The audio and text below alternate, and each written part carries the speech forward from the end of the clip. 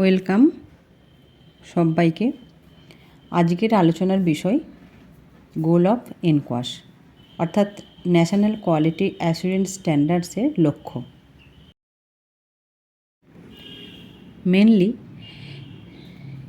এনকোয়াশের লক্ষ্য হল to promote cleanliness, hygiene and infection control practices in public health care facilities, অর্থাৎ সরকারি স্বাস্থ্যসেবা প্রতিষ্ঠানে পরিচ্ছন্নতা, স্বাস্থ্যবিধি ও সংক্রমণ নিয়ন্ত্রণের অনুশীলনকে উৎসাহিত করা।